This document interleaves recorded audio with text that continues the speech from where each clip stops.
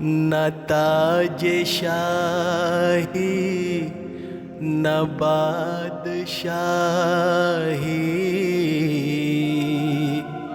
न शानो शौकत रहेगी बाकी।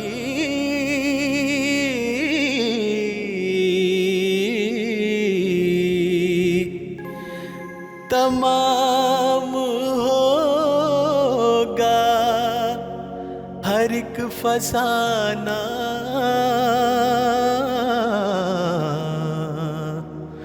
मगर मोहब्बत रहेगी बाकी।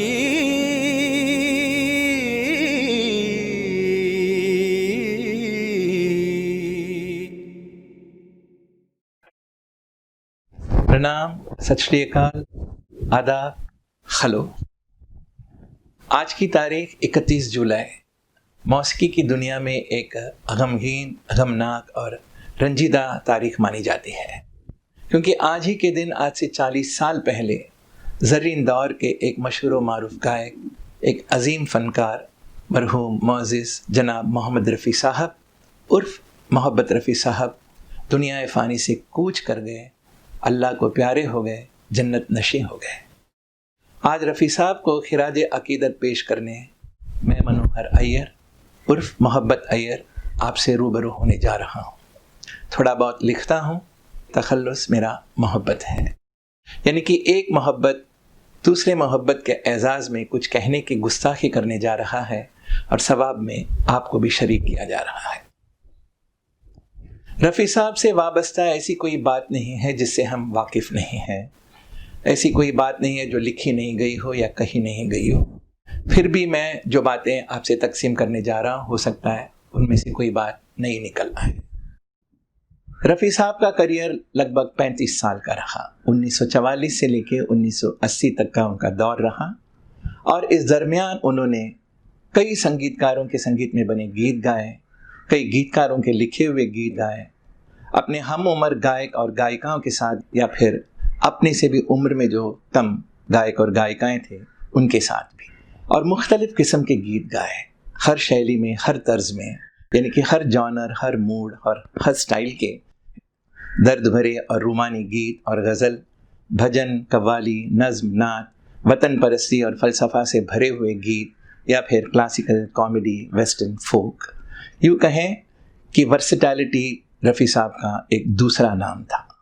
ये तमाम गाने उन्होंने अशोक कुमार से लेके अमिताभ बच्चन के दौर तक के जितने छोटे बड़े कलाकार थे, जितने lead actors, comedians, character actors, villains थे, यहाँ तक कि पर्दे पर हमने कुछ ऐसे कलाकारों को देखा जिनके नामों से भी हम वाकिफ़ नहीं हैं, ऐसे कलाकारों के लिए भी उन्होंने गीत गाए। रफ़ी साहब के करियर को हम 3 हिस्सों में तकसीम कर सकते हैं। एक शुरुआती दौर, यानी कि शुरू के 10 साल 1944 से लेकर 1954 तक। उस दौरान उन्होंने जितने गाने गाए वो ज़्यादातर दर्द से लबरेज गाने थे, सैड, सोबर, सेंटिमेंटल मूड के गाने थे। और इन गीतों को उन्होंने गाया तो ऐसे संगीतकारों के लिए जैसे श्याम सुंदर, जिन्होंने रफ़ी साहब को पहला मौका दिया, हुसन लाल भगतराम, हंसराज बहल, नौशाद और गुलाम मोहम्मद। 1954 में ओपी नैयर ने रफ़ी साहब की आवाज़ में लोच और लचक, मस्ती और मजाक, शोखी और शरारत, जोश और जुनून की आजमाइश की और रफ़ी साहब को एक अलग अंदाज में हमारे सामने पेश किया।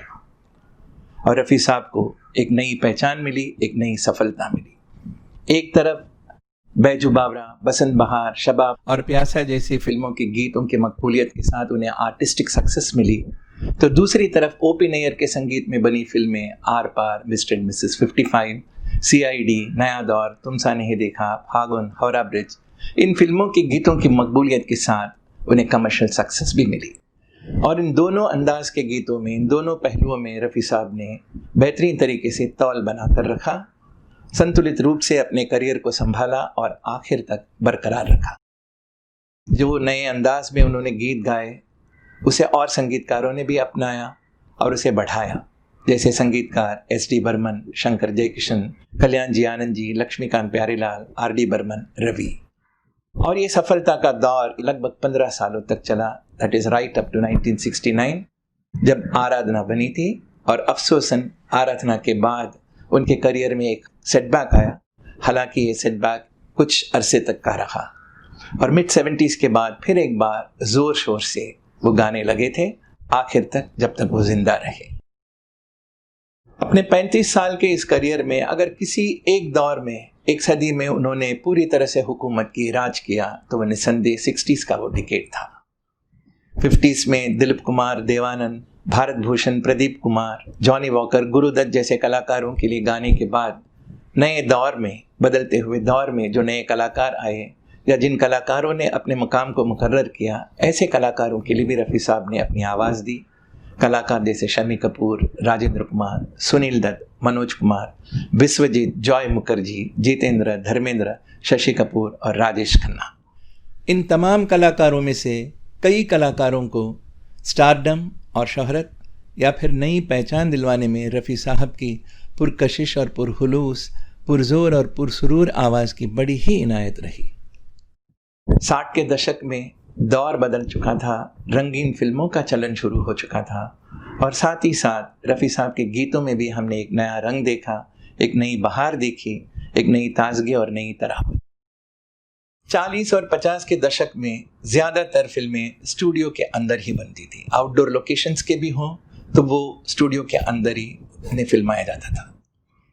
तो 40 और 50 के उस उमासदार और घुटन सा महसूस होने वाले स्टूडियो सेटअप से निकलकर हिंदी फिल्में और हिंदी फिल्म संगीत पूरी तरह से आज़ाद हुए।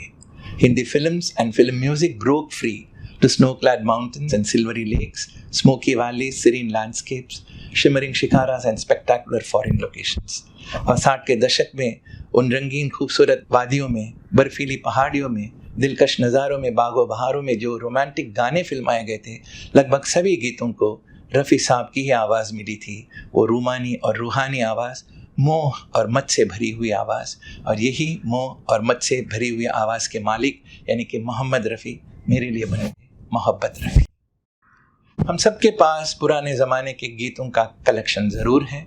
MP3 फॉर्मेट में हमने अपने अपने कंप्यूटर्स या लैपटॉप में हमने सेव करके रखा है और इन गीतों के मालूमात भी हमने भर कर रखे हैं। प्रॉपर्टीज़ में जाकर फिल्मों के नाम, किस साल में वो फिल्म रिलीज़ हुई, फिल्म के संगीतकार कौन थे, गीतकार कौन थे, गायक कौन थे, गीत का मुखड़ा, ये सभी डिटेल्स हम भरते रहे। वैसे ही रफ़ी साहब के गाए हुए गीतों की डिटेल्स भरते भरते मोहम्मद रफ़ी जहाँ मुझे टाइप करना था, मैं अक्सर मोहब्बत रफ़ी टाइप करता था।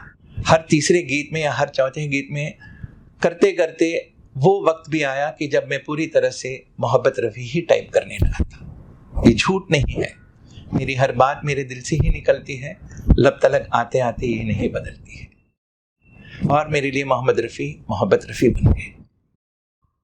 मोहब्बत रफ़ी, रफ़ी साहब मोहब्बत के खुदा के अलावा मसीहाए मोहब्बत भी थे, यानी कि messenger of love, peace and harmony. और ये खिताब या ये ओहदा सरकार की तरफ से उन्हें नवाजा नहीं गया, क्योंकि उनकी पर्सनालिटी कुछ ऐसी थी, उनका पर्सोना ही कुछ ऐसा था, उनकी शख्सियत, उनकी इनफिरादियत ही कुछ ऐसी थी जिसका असर हमने उनके गीतों में देखा। He was very humble, very down to earth, very simple, soft spoken, caring and compassionate, devout, pious, religious, family oriented, and not the least endowed with a very divine voice, a soulful voice। Rafi साहब की यही सादगी और इंकिसारी, नेकी और दरिया दिली, खुदा परस्ती और फराग दिली उनकी रूमानी और रूहानी आवाज़ में तासीर ले आई। उनकी जो आवाज़ थी, उनके जो गीत थे, वो सारे बंधनों को, सारी बंदिशों को तोड़कर, सारे दायरे और सरहदों को पार करके इंसानियत और बशरियत को मिलाया करते थे। That is breaking all the boundaries and barriers. Rafi Saab's songs connected humanity, not just humanity to humanity, but humanity to the divinity। उनकी आवाज़ में एक रूहानी जज्बा था, एक तसव्वुफ़ का रंग था, मौजिज़ाना ताकत थी, और उनके गीतों को सुनने वालों को वो अपने गीतों के ज़रिए, अपनी आवाज़ के ज़रिए स्वर से ईश्वर तक पहुंचा देते थे। खाक को बुत और बुत को देवता करता है इश्क, इंतहा ये है कि बंदे को खुदा करता है इश्क। और मोहब्बत जो है इश्क का दूसरा नाम है, यानी कि मोहब्बत रफ़ी जो है मोहम्मद रफ़ी का दूसरा नाम है। मोहम्मद रफ़ी कितना पाक और कितना खालिस नाम है। मोहम्मद जो हज़रत पैगंबर का नाम है, और इससे वाबस्ता रफ़ी साहब के लिए एक शेर तू मोहम्मद तू रफ़ी और तू रफ़ी शान है, तू मोहम्मद तू रफ़ी और तू रफ़ी शान है, तू मोहब्बत का खुदा तू मौसीकी की जान है। Mohammad signifies celebrated, respected, revered as Hazrat Paygambur, and Rafi connotes high and heavenly, exalted and excellent, a status and a stature that ordinary mortal beings like us can only dream of. Rafi साहब को गुजरे पूरे 40 साल हो गए और ये सोचने वाली बात है कि उनके जीते जी और उनके गुजर जाने के इतने सालों के बाद भी हमने किसी के मुंह से रफ़ी साहब के लिए कोई उल्टी सीधी बात नहीं सुनी। उल्टी बात तो हमने सुनी ही नहीं, किसी को नुक्ताचीनी करते हुए या बुराई करते हुए भी कभी हमने नहीं सुना। आज भी बड़े ही एहतराम से उनके चाहने वाले उनका नाम लेते हैं, बड़ी इज्जत से उनका जिक्र करते हैं, उनकी पूजा करते हैं, उनकी इबादत करते हैं, उनसे प्यार करते हैं, उनसे मोहब्बत करते हैं। ऐसे फरिश्ते इंसान थे रफ़ी साहब, ऐसे फरीद इंसान थे रफ़ी साहब। 2 सवालों से खुदाए पाक भी हैरान है, 2 सवालों से खुदाए पाक भी हैरान है, ये फरिश्ता कौन है, कैसा फरीद इंसान है। मगर ये 2 सवाल करने से पहले रफ़ी साहब को बनाने वाले ने 2 गलतियां भी की थी। ये कौन सी गलतियां थी, रफ़ी साहब ने मुझसे पहले भी पूछा। अब आप सोच रहे होंगे कि रफ़ी साहब कैसे पूछे होंगे। मैं अकेले रहता हूँ, मैं और मेरी तन्हाई, तो मेरी तन्हाई में मेरा साथ देने के लिए कभी कभी यहाँ जितनी हस्तियों की तस्वीरें लगी हैं उनमें से कोई ना कोई हस्ती मेरे गरीब खाने तशरीफ़ ले आते, हम एक दूसरे से मुलाकात करते, एक दूसरे से रूबरू हो जाते, बातें करते, गुफ्तगू करते। ऐसे में रफ़ी साहब ने वो सवाल कर दिया था। तो रफ़ी साहब आज हम आपको उसका जवाब देते हैं। रब ने आपको बनाकर भेज दिया धरती पर, रब ने आपको बनाकर भेज दिया धरती पर, देख हम कितने खुश हैं उसकी इस गलती पर। हमारी ये खुशी रब से बर्दाश्त नहीं हुई। जिस तरह से हम रफ़ी साहब से प्यार करते थे या मोहब्बत करते थे, आज भी करते हैं, वो उनसे देखा नहीं गया। और अपनी उस गलती को सुधारने के लिए एक और गलती वो कर बैठे 40 साल पहले, जब इस मसीहाए मोहब्बत को, इस मोहब्बत के खुदा को, मौसीकी की जान को उन्होंने अपने पास बुला लिया। रफ़ी साहब आप जहाँ कहीं हैं महफूज रहिए, खुदा महफूज रखे हर बला से, हर बला से। और हमारी यही दुआ है कि अल्लाह ताला आपको जन्नतुल फिरदौस में आला से आला मकाम अता फरमाए। इन्हीं दुआओं के साथ और एक शेर के साथ मैं मोहब्बत अय्यर आप सामीन से इजाज़त लेना चाहूँगा।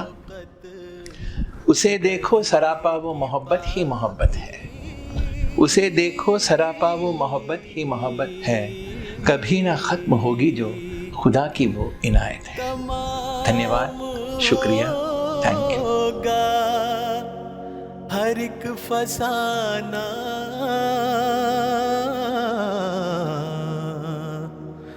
मगर मोहब्बत रहेगी बाकी।